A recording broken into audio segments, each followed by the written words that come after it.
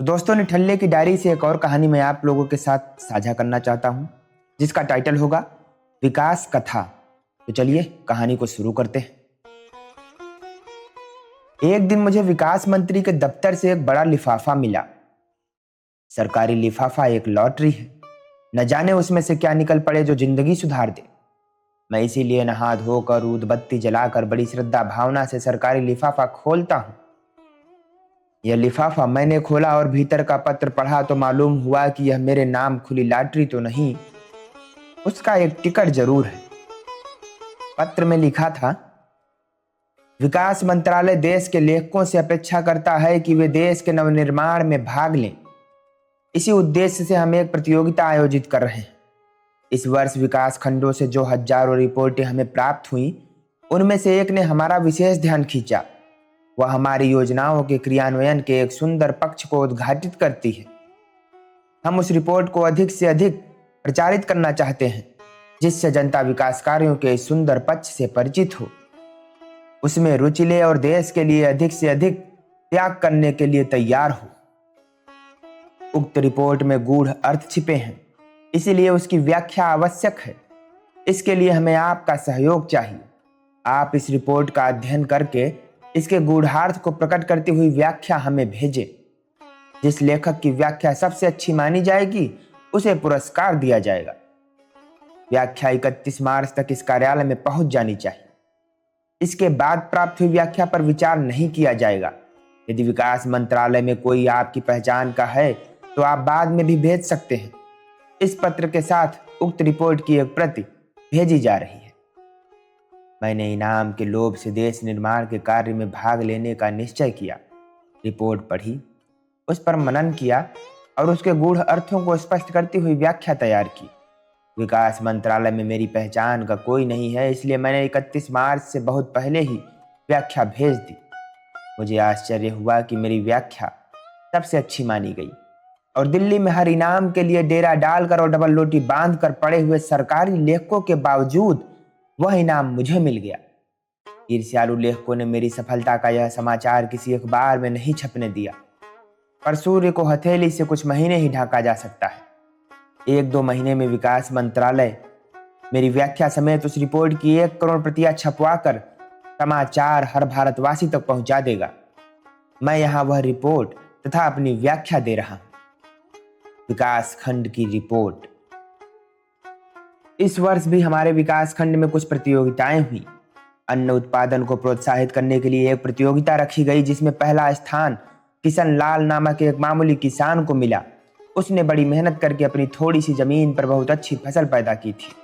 जो चर्चा फैली हुई थी कि अन्न उत्पादन का पहला इनाम पुराने मालगुजार बलभद्र सिंह को मिलेगा, जिन्होंने 10 साल पहले ही अपनी जमीन बेच दी थी और शहर में सिनेमा हाउस चला रहे थे।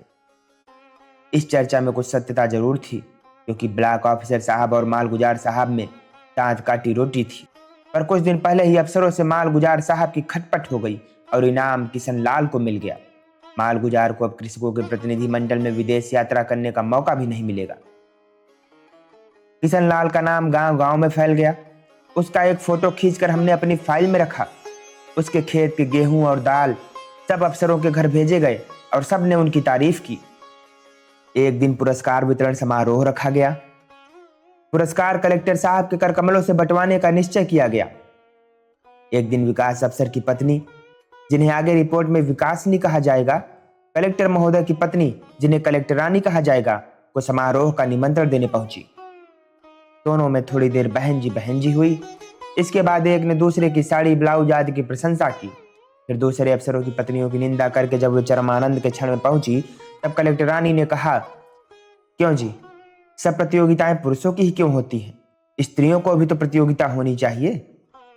विकासनी ने कहा, उन स्त्रियों की क्या कंडा थोपने की प्रतियोगिताएं कराएं बहन जी? इस पर दोनों खिलखिलाकर हंस पड़ी। कलेक्टर रानी ने कहा, नहीं, मेरा मतलब है कोई यूं ही मजेदार प्रतियोगिता करा दो। हमें स्त्रियों का भी विकास करना है, उन्हें भी आगे बढ़ाना है। विकासनी ने पूछा, तो आप ही बता दीजिए कि कैसी प्रतियोगिता करा दें?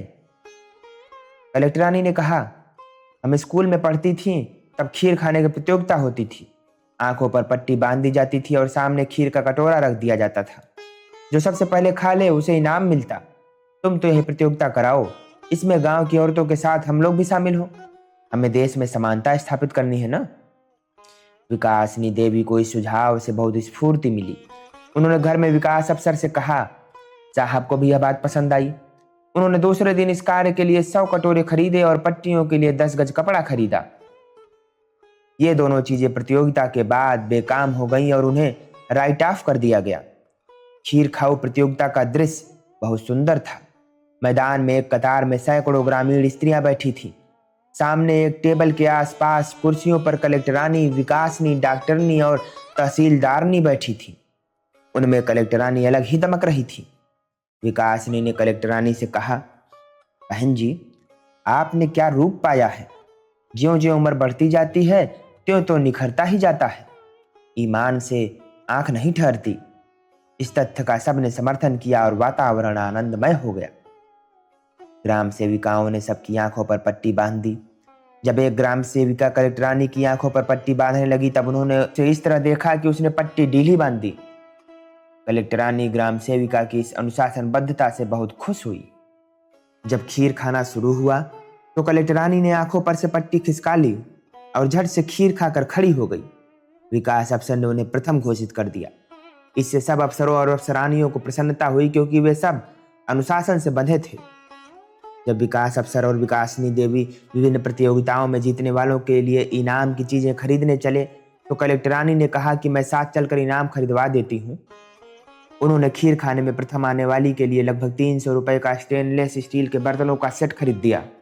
बाकी विजेताओं के लिए खिलौने, रुमाल, टोपी, कंघे आदि खरीद लिए गए। समारोह में कलेक्टर साहब ने इनाम बांटे। लिस्ट में पहला नाम खीर प्रतियोगिता में प्रथम आने वाली का था। वे मुस्कुराती सकुचाती हुई कलेक्टर के सामने आकर खड़ी हो गई। साहब मुस्कुराए और उन्होंने स्टेनलेस स्टील के बर्तनों का सेट उन्हें प्रदान किया। सबने बड़ी देर तक तालियां बजाईं। इसके बाद सबसे अधिक अन्न पैदा करने वाले किशनलाल का नाम पुकारा गया। साहब ने उसे एक डिब्बा दिया। किशनलाल ने उसे खोला। यह देख सब लोग खूब हंसे। साहब के पेट में तो हंसते हंसते बल पड़ गए। इसी तरह के इनाम दूसरे किसानों को भी मिले।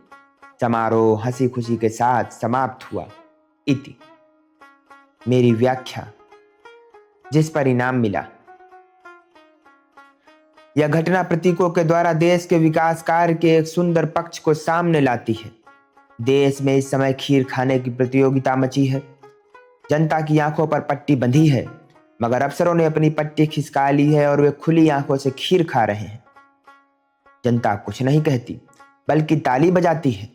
जो मेहनत करता है और उत्पादन करता है उसके हाथ में बंदर का खिलौना दे दिया गया है जिससे उसका मन बहलता रहे। जो खीर खाता है उसे स्टेनलेस स्टील के बर्तन मिलते हैं जिनमें और खीर खाई जा सकती है। कलेक्टर ने कलेक्टरानी को इनाम दिया। इससे प्रकट होता है कि देने वाला और लेने वाला एक ही है। हर देने वाला अपने आप को ही दे रहा है। जिसे दूसरे से मिलता है उसे बंदर का खिलौना मिलता है जो खीर नहीं खा सकता। शिक्षा।